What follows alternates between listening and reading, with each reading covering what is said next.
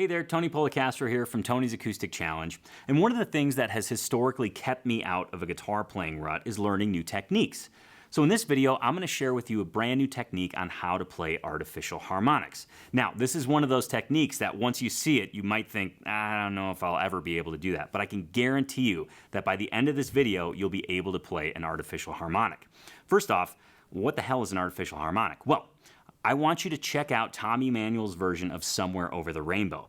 This shows artificial harmonics in the best use possible. He uses them to elegantly play the melody with these bell-like, beautiful sustaining harmonics, and that's exactly what I'm going to teach you today. Well, not the song, but the technique itself. There's three things that you need to know to play artificial harmonics. First of all, what the hell is an artificial harmonic? Second, the technique, and third, the equation. Now, this is a math equation, but don't worry, it's not some intense math, so don't worry about that. So first of all, what is an artificial harmonic? But let's back up and first define a harmonic. A harmonic is a node on a vibrating string, and we have them that naturally occur on our guitar, right? We have them at the 12th fret, the 7th fret, and the 5th fret. Right? Some are harder to get than others. There's even some around the 3rd fret, but those are the naturally occurring harmonics. Artificial harmonics mean that we're going to actually fret notes and play harmonics according to those fretted notes. And that's exactly what I'm going to show you how to do. The second thing you need to know is the technique. Because we're going to be using only one hand to actually play the harmonics, because we're going to be fretting with our left hand, you need to refine this technique. So here's exactly what I want you to do right now. If you've got your guitar out, great. If you don't, you should get it, because this is going to help significantly. I want you to take your index finger and just touch above the 12th fret on the low E string. Okay, we're just touching the string. We're not fretting it. We're not putting a ton of pressure on it. We're just touching it. And then with your thumb, kind of underneath your index finger, take the thumbnail and actually pluck the string. Okay, that'll give you that beautiful harmonic. So instead of using two hands, we're using one hand.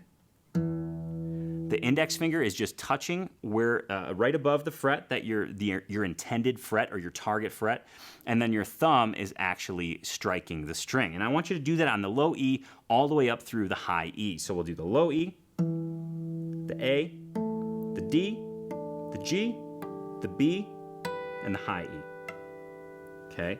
Once you have that technique nailed, you're almost all the way there. The only thing that's left is understanding this equation. Okay? So here's the equation.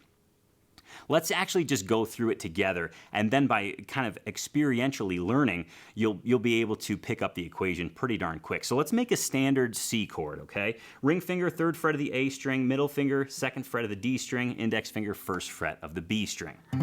Beautiful C chord, our classic friendly C, right? So what we're gonna do, I want you to picture the 12th fret of your guitar as the nut of your guitar, okay? So here's the equation. If I look at the A string, I'm fretting the 3rd fret of the A string. That means I'm 3 frets in front of the nut. Here's the equation. If I go to the 12th fret, I'm going to position my index finger 3 frets in front of that 12th fret. So it's going to hover above that 15th fret, and then I'm going to execute that technique. Pretty cool.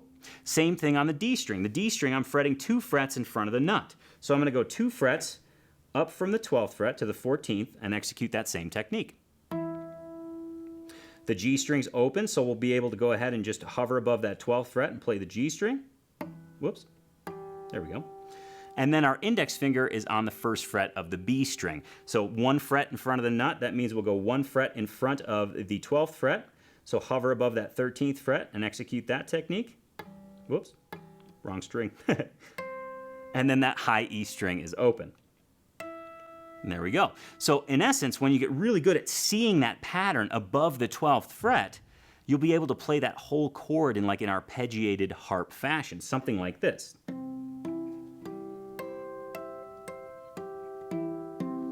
And you can do that for any chord. You can do it on a G chord, minor chord. You're just mimicking those fretted notes above the 12th fret. And that's where your index finger is targeting when you're doing those hammer-ons. So again, artificial harmonics just mean that we're making the harmonics, okay? They don't naturally occur. We're actually making them by fretting the notes. Once you nail that technique, again, touching the string with your index finger and then using the thumb to pluck the string, and then go ahead and execute that equation, you'll be able to play any chord in artificial harmonics. It's going to sound so cool. It's really a fun thing to experiment with. It's not something that you'd maybe use a ton of the time, but it's really fun to use in slow songs. Let's say it's an ending of a song, like you're ending on a G chord, and instead of a big strum, you just kind of do that artificial harmonic cascading effect. It's just a beautiful, beautiful technique. So this is one of the things that has helped me stay out of a guitar rut, is learning new techniques, and I hope this new technique keeps you out of a guitar rut, helps you fight the guitar rut, and ultimately has you having fun with your guitar.